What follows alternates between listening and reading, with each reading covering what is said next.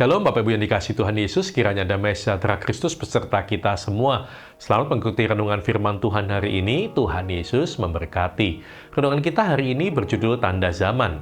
Bacaan kita terambil dari Injil Lukas pasal 12 ayat 54-56 yang berbunyi demikian.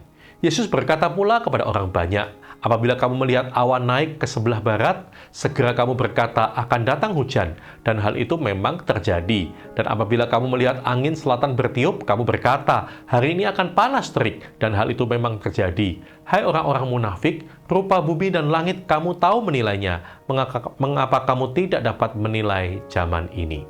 Bapak Ibu dan saudara sekalian, seorang ilmuwan adalah orang yang ahli atau memiliki banyak pengetahuan mengenai suatu ilmu.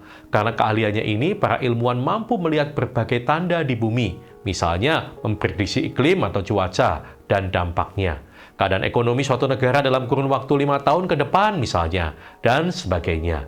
Jika kita dapat memahami tentang apapun yang berkenaan dengan situasi atau peristiwa yang ada di dunia, Tuhan pun menghendaki setiap orang percaya memiliki kepekaan rohani, yaitu peka terhadap tanda-tanda zaman.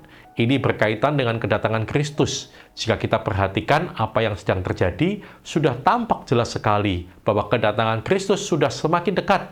Bahkan sedikit waktu lagi, dia segera datang menjemput umatnya. Alkitab menyatakan bahwa kedatangan Kristus ditandai dengan banyaknya nabi-nabi palsu yang bermunculan dengan ajaran-ajaran mereka yang menyesatkan. Semakin bertambahnya kejahatan manusia dan semakin merosotnya moral manusia. Rasul Paulus menambahkan, ketahuilah bahwa pada hari-hari terakhir akan datang masa yang sukar. Manusia akan mencintai dirinya sendiri dan menjadi hamba uang.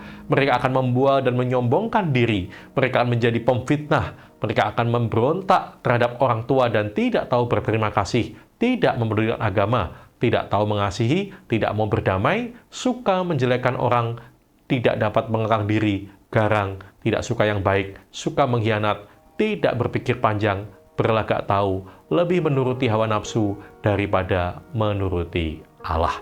Bukankah semua itu sudah dan sedang terjadi di antara umat manusia? Di masa-masa akhir ini, Tuhan mengajarkan kita untuk menjadi seperti 5 gadis bijaksana yang selalu siap sedia dengan minyak. Biarlah kita semakin giat di dalam Tuhan dan berjuang untuk tetap hidup dalam kebenaran. Seperti nasihat Rasul Petrus dalam 2 Petrus 3 ayat 11, jadi jika segala sesuatu ini akan hancur secara demikian, betapa suci dan salehnya kamu harus hidup. Amin.